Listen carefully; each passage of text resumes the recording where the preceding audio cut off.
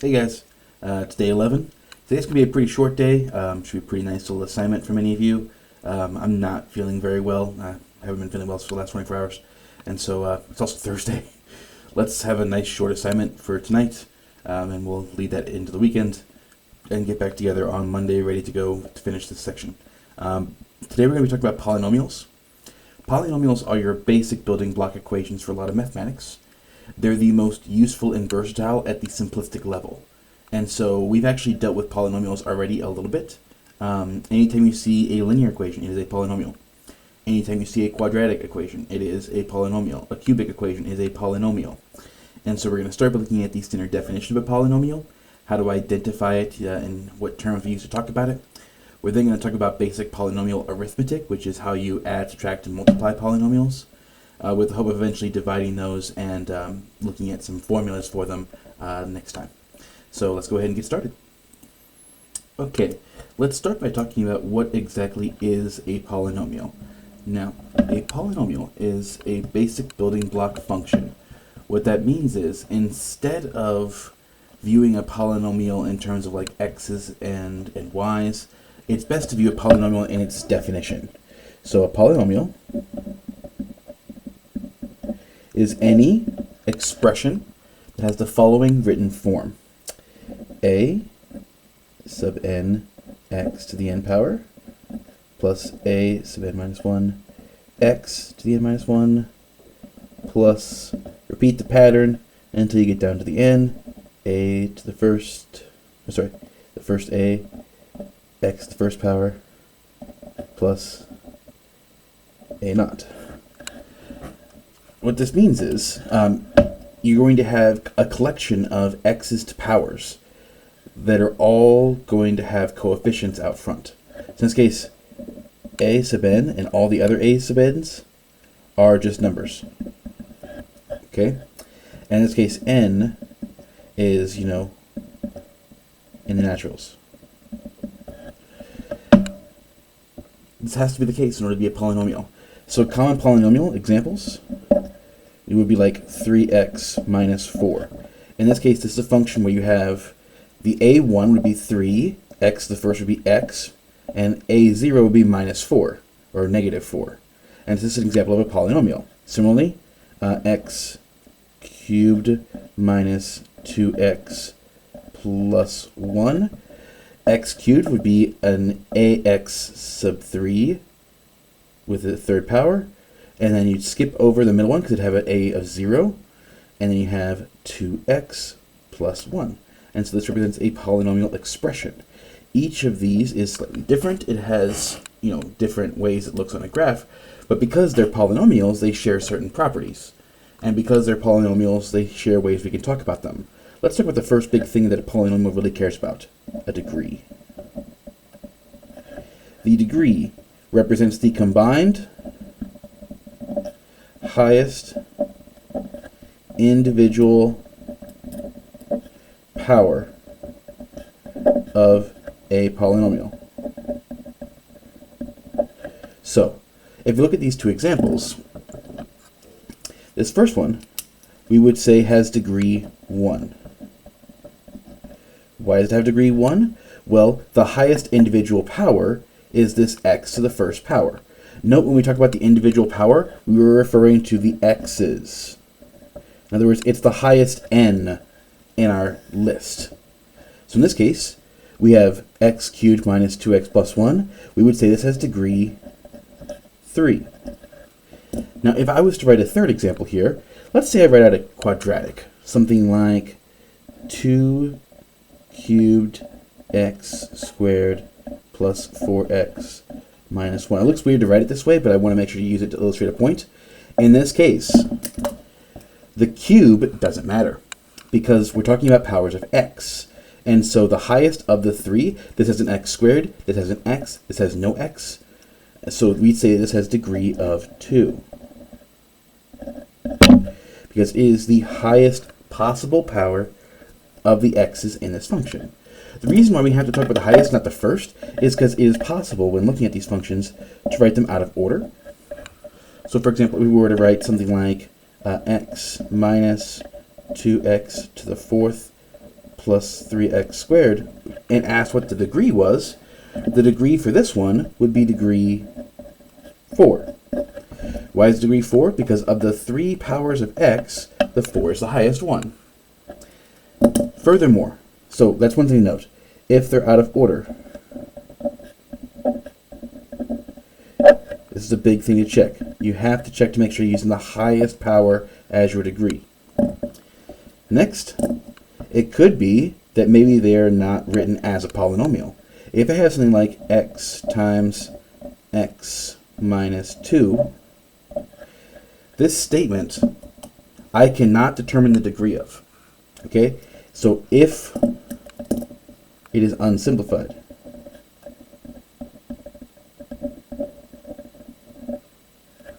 if it's unsimplified, you also have to check and make some changes.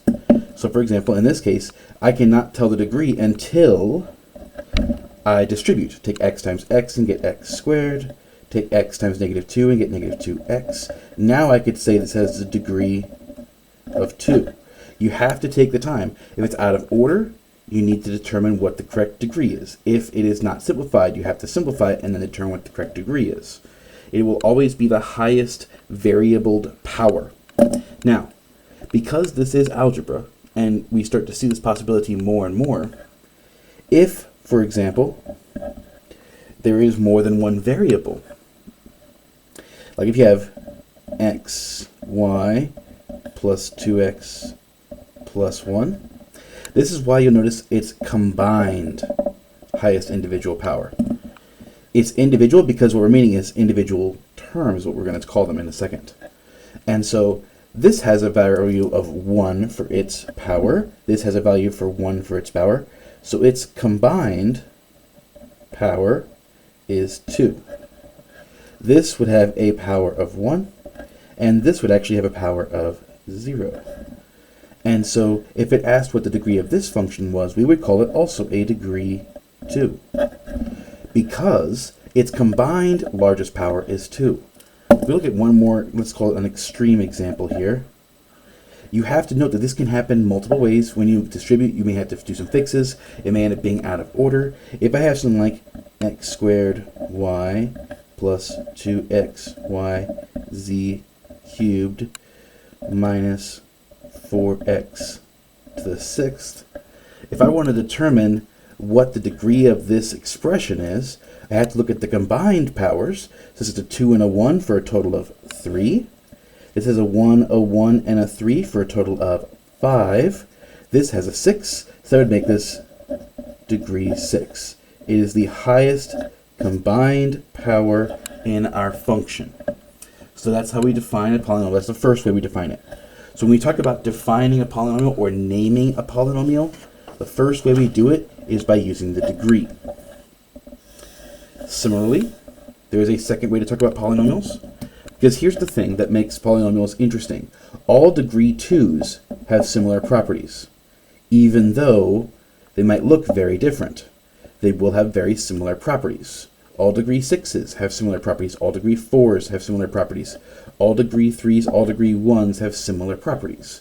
And so when we talk about a function later on, if you can determine the degree, you can tell a lot about the function and how it's going to act, in particular with graphing.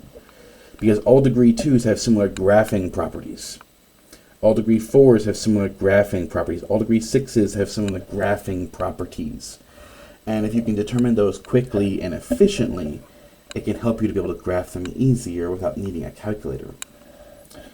Next thing to talk about is the leading coefficient. The leading coefficient is defined as the number in front of the highest degree term in a polynomial. So for example, let's take a look at these 3 up above, or these 4 I should say.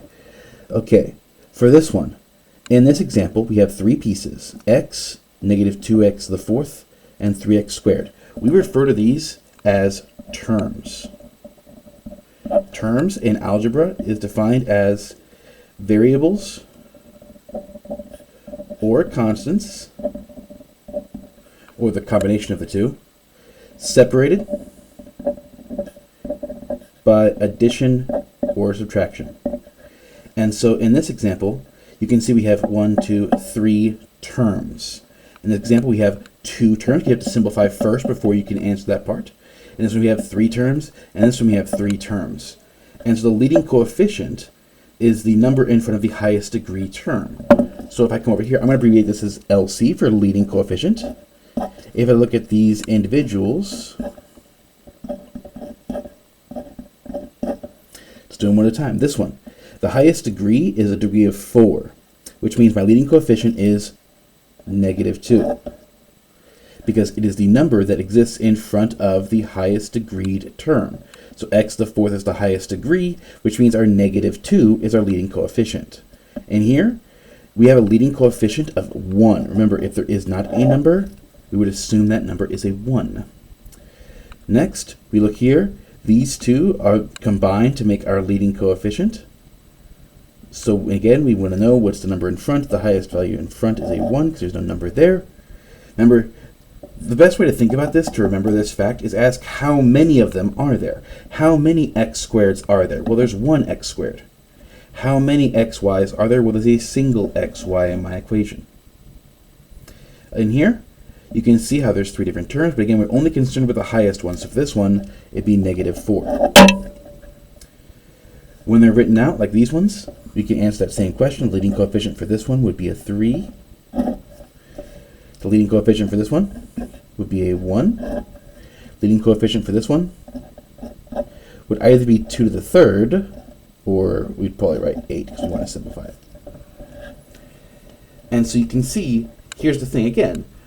It all is about having properties.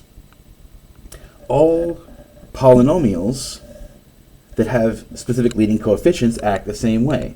So leading coefficients of 1 are going to act the same basic way, have similar properties. Negative coefficients are going to have similar properties. Positive coefficients are going to have similar properties.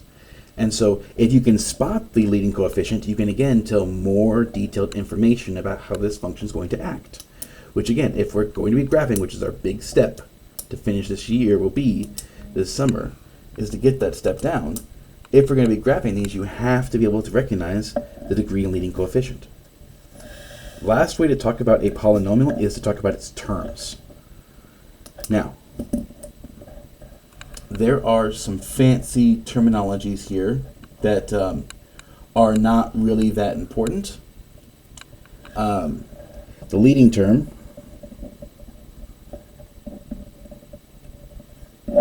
means the, of course, first highest degree term. You notice how in this list for polynomial, the highest number by definition goes first. So x to the n will always be larger than x to the n minus 1. Because if you take a number and subtract 1 from it, it should always get smaller or more negative, but we don't do negative powers here because they're natural numbers. And so the leading term should always be written, if possible, with the leading term first because it is the highest degree. Next, some fanciness that comes with terms is you can also determine what a term tells about the function by its name. So we have a few of these: monomial, binomial, trinomial,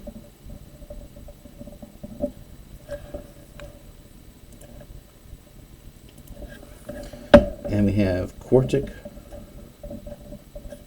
polynomial, quintic,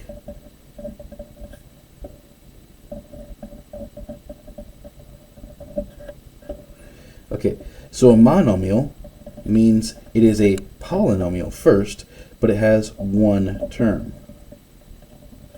So an example of this might be something like x or 4x. Another example of this might be something like 2xy squared. This is only one term because you notice there's no addition or subtraction involved. A binomial is, of course, 2 terms. Examples of these would include like a linear equation, so negative 3x plus 4.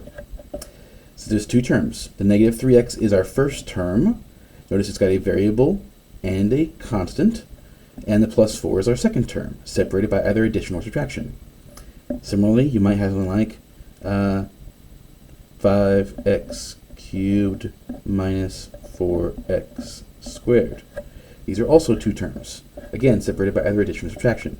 Trinomial is, of course, 3 terms. Quartic polynomial is 4 terms. Quintic polynomial is 5 terms. I'll do an example of a trinomial, but after that you get the trend. A trinomial would be one like, well, x squared minus 4x plus 3. So there's 3 different terms. There's the x squared term, that's one term, one piece, minus 4x would be our second term, plus 3 would be our third term. So you can see how this function breaks into one piece, two pieces, 3 pieces.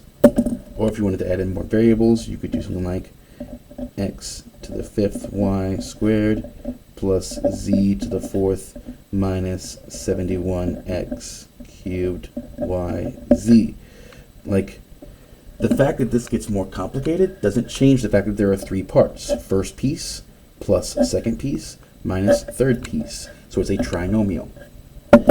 If you're wanting to know, the first 3 are really common. After that, like, these become special. Like, you only use them if you want to show off. And then most people just call them nth degree polynomials.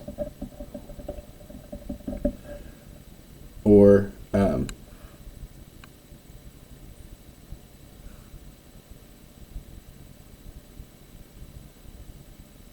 you might say something like n. What's it? What's this?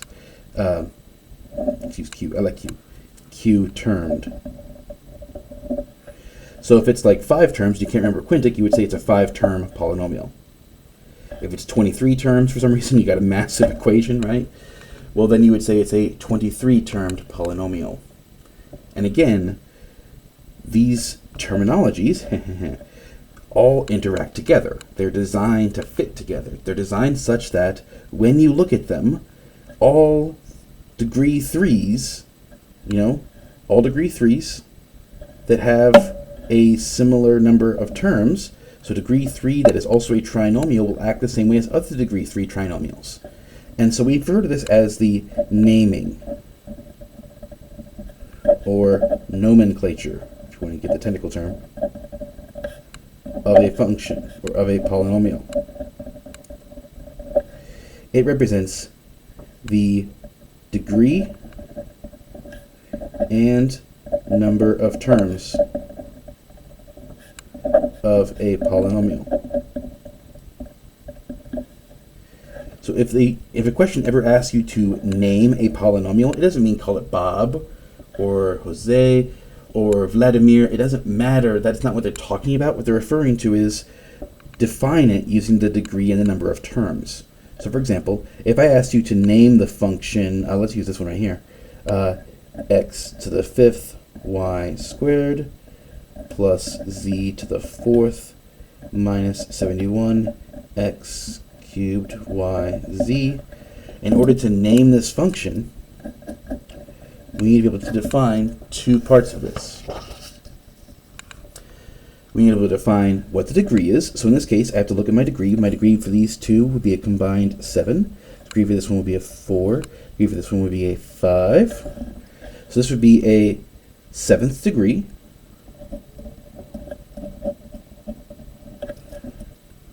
And then you have to ask, how many terms are there? Well, there's 1 term, 2 terms, 3 terms. So this would be a 7th degree trinomial. Or if you forget the words, you could always say degree 7, 3-term polynomial. And again, the reason why we have these nomenclatures, this way of talking about them, is because every degree 7 3-term polynomial acts and looks the same. It has very similar properties. Not perfectly the same, but very similar properties. So again, you need to understand that when you talk about how to define a polynomial, you define it using two main components, the degree and the polynomial. You can also define them by leading coefficient and leading term. So for example, if I wanted to talk about the leading coefficient of this function, the leading coefficient of this equation would be a 1, because again, the highest degree would be this one. It's got a coefficient of 1. And the leading term would be the x to the 5th y squared. So between these three pieces, you can determine a whole heck of a lot about how the function is going to act and look. And that's part of your homework assignment, is you have to do stuff like that. Next big thing, it should be the easiest part of our homework, because many of you guys have done it many, many times before. It's knowing how to do things like adding and subtracting polynomials. So let's get to it, as well as how to multiply and divide them. So, this has a fancy phrase here that I like to use. We call this combining polynomials. Or you could also think of it as just, simplify. Now, to combine polynomials, first thing to note about these is as follows. Here's my example.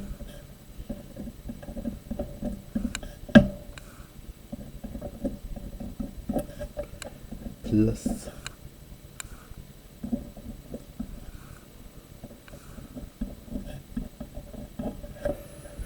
there's the first example, and then our second example will be down below.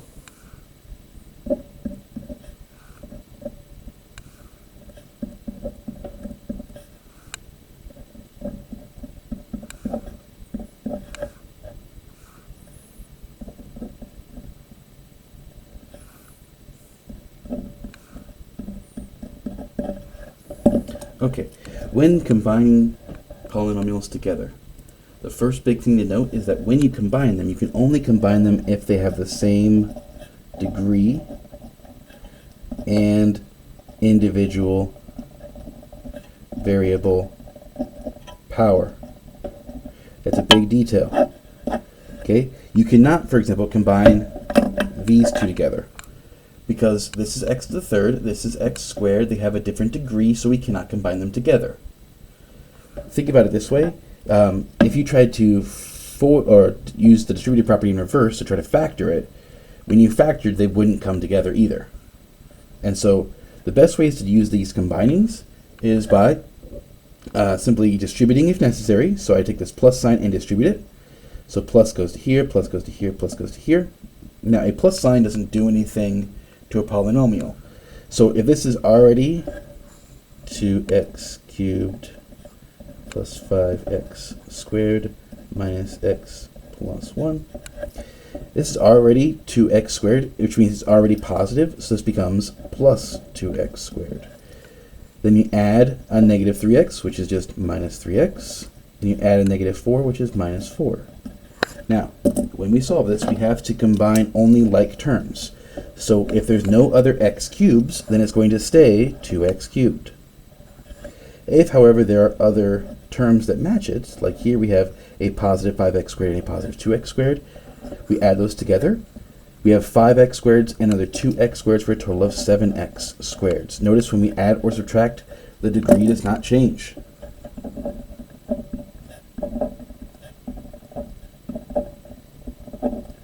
That's a big detail. When you add or subtract, the degree cannot change because they're being added or subtracted. It would be weird if the degree changed on physical objects, right? If this is, a pen, if I add two of these together, I shouldn't get pen squared. That wouldn't make sense. Like, what does it even look like? Is that just a boxy pen? No, it's stupid. Okay? You have to be able to take, if this is representative of x squared, then when I have two of them, this makes them 2x squareds, not, 2x to the fourth or something silly like that. So you have to look to see where are pieces that match degree and powered variables. So negative x and negative 3x would make a total of negative 4x's. Positive 1 and negative 4 would make a total of negative 3. And this is our combined polynomial. Notice that there are no extras. There's nothing else that can be combined together, right? There's no other x cubes, no other x squareds. Each one is referred to as unique. In mathematics, the word unique means there's no others like it. There's no other x cubes, there's no other x squares, there's no other x's, there's no other constants by themselves. On the second one, we can follow a similar process. The first parenthesis has no operation on it, so this parenthesis isn't important. Negative 7x cubed minus 7x squared plus 6x minus 2. We distribute the negative. Negative times positive. Sorry, let's do it one piece at a time. We distribute to each term this negative sign. Now, when you distribute, it's best to do it in two pieces. What happens to the sign and then what happens to the function. So negative times a positive would make this negative 4x cubed. Negative times a negative would make this positive 6x squared. Negative times a positive makes this negative 7. And then just like before, we look for pieces we can combine. We have x cubes, which means I get a total of negative 11x cubed. We have negative 7x squared, positive 6x squared. We have negative x squared left. We have no other x's, so that plus 6 stays a plus 6. X. Negative 2 and negative 7 makes a total of negative 9.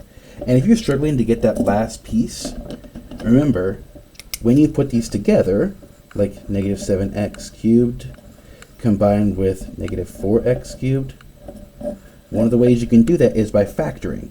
I factor the x cubed out. This becomes negative 7 minus 4. And what is negative 7 minus 4? Well, that's negative 11. You can do the same thing with the other terms too.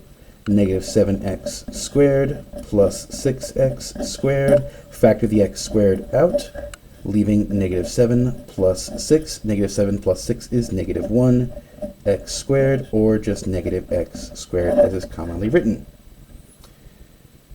So if you're ever struggling to get to these points where you actually have your solution, then maybe a shortcut you choose to take. The last thing we have tonight is multiplying. Now, I trust that many of you guys have used FOIL in the past, so I'm not going to spend a whole lot of time on it today. I will expand on it more. I only have a couple of these tonight. So let's just look at one or two and then call it a day. When you're multiplying polynomials,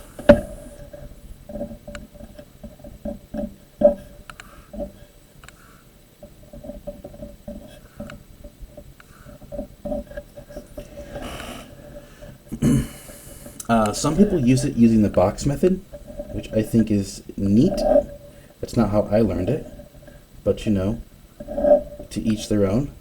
What the box method says is, what you do is you make a box where on the top of the box you put each term from the first equation, so 2x and positive 1. And on the side you put a term from the second equation, or of course vice versa, it doesn't really matter. And then what you do is you're basically doing an area problem. You take the 3x squared times the 2x to get 6x cubed. You take the 3x squared times the 1 to get 3x squared. You take the 2x times the negative 4 to get negative 8x. You take the negative 4 times the positive 1 to get negative 4. And then all of those pieces become your polynomial. Other people learn by the FOIL method. I'll go more in depth in these on Monday when I'm feeling a little better. But the FOIL method just says you take the 2x plus 1 and the 3x squared minus 4, and you do the first term times the outer and the inner. So first term times outer, first term times inner. And then you do the second term first and last as well. It's called FOIL because you multiply the first two together, so 2x times 3x squared. Then you multiply the outer two together, which is the 2x and the negative 4. Then you multiply the inner, which is the 1 and the 3x squared. Then you multiply the last in each box, 1 and negative 4. And so FOIL is really helpful, especially with what are called binomials. Remember, with two terms, right? 2x plus 1, 3x minus 4, those are both binomials. It's really helpful for that kind of stuff. And so those are just options on ways you can approach these. You won't have a lot of these tonight, but it's good ones to get some practice on. And I'd like to see how you guys do with them. Maybe you guys are thinking this is too easy. Maybe some of you guys are really still struggling with this because this is one of those topics that you just kind of breeze through in algebra and you need to spend some time on. this will be it for the weekend. This will be your assignment, dealing with naming polynomials and combining polynomials and multiplying polynomials. I hope to see you guys on Monday. Bye.